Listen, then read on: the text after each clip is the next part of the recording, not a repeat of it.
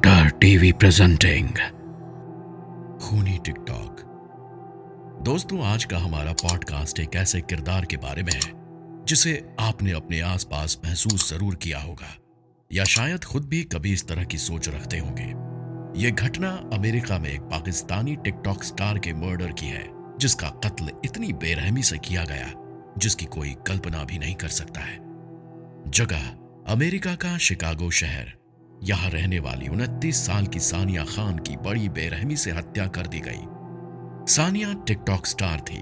TikTok पर आए दिन कुछ ना कुछ करके वीडियो बनाना और सुर्खियां बटोरने में उसे बड़ा मजा आता था। लोग उसकी वीडियो पर कमेंट करते, उसे लाइक करते, उससे मिलने को बोलते और उसकी खूबसूरती की खूब तारीफ भी करते। दरअसल पेशे से सानिया खान अमेरिकन पाकिस्तानी फोटोग्राफर थी। इससे पहले वो फ्लाइट अटेंडेंट भी रह चुकी थी। सानिया ने जो भी काम किया उसे हमेशा गर्व के साथ किया। उसे हर लम्हे को खूबसूरती से कैमरे में कैद करना बड़े अच्छे से आता था। पर आखिर इतनी जल्दी वो दुनिया को अलविदा कह देगी, ये कोई सपने में भी नहीं सोच सकता था। उसे बेरहम मौत देने वाला कोई और नहीं बल्कि उसका एक्स हस्बैंड राहिल था, जिससे अब सानिया का तलाक हो चुका था। राहिल की उम्र लगभग 36 साल की थी। पेशे से वो एक बिजनेसमैन था।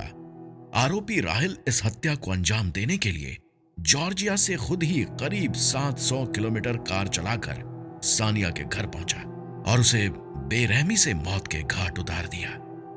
फाइल में लिखे बयान के मुताबिक राहिल 18 जुलाई को अपनी एक्स वाइफ सानिया के घर पहुंचा।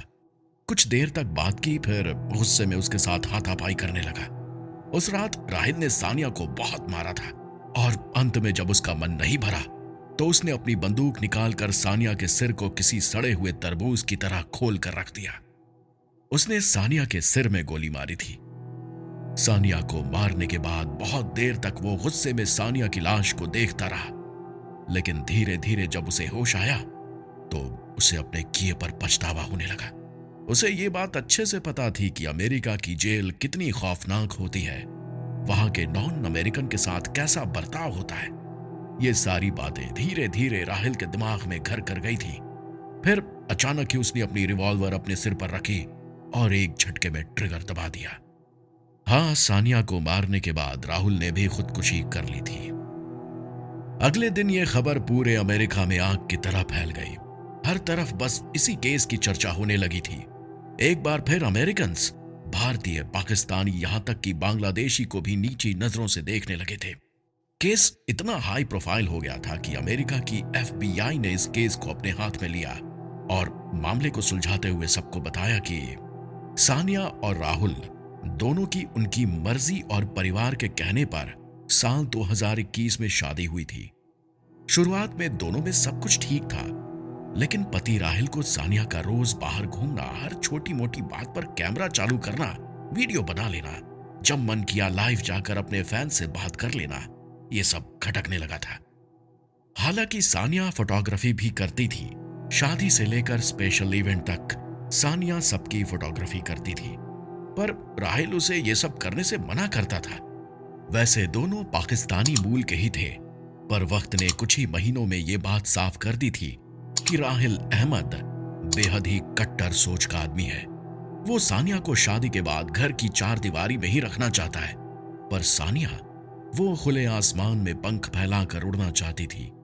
यही वजह थी कि शादी के कुछ महीने बाद ही मई 2022 को दोनों का तलाक हो गया।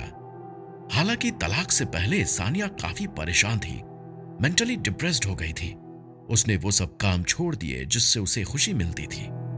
फिर मौत के कुछ महीने पहले ही जून में सानिया खान ने सोशल मीडिया पर एक पोस्ट लिखा, जिसमें उसने तलाक और उसके बाद की जिंदगी के बारे में अपने दर्द को जाहिर किया। मैं चाहता हूं कि आप सानिया का किया हुआ यह पोस्ट जरा ध्यान से सुनिए। आप सबको उसके दर्द का एहसास होगा। दक्षिण एशिया की महिलाएं जब तलाक लेती हैं तो उन्हें ऐसा लगता है कि वो जिंदगी में नाकाम हो गई है। यहाँ की सोसाइटी आपको कबूल नहीं करती। इन महिलाओं पर बहुत दबाव डाला जाता है। सबसे ज्यादा तो एक ही सवाल पूछा जाता है, मसलन लोग क्या कहेंगे, अगर तुमने तलाक ले लिया तो कहां जाओगी, क्या करोगी, जिंदगी आगे कैसे चलेगी। ऐसी बातें सुनकर वो महिला टूट जाती है। उसे समझ नहीं आता कि वो नई शुरुआत करे तो कैसे और कहां से करे।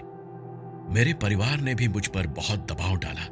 मेरे परिवार के एक शख्स ने तो यहां तक कह दिया कि अगर मैं तलाक लेती हूं तो वो आत्महत्या कर लेंगे।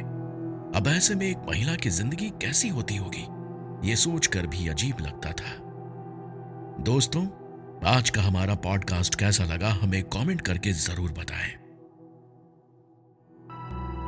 अगर आपको ये कहानी पसंद आई है तो लाइक, शेयर, कमेंट और सब्सक्राइब कर दें। और हाँ, डरते रहें डर टीवी पर।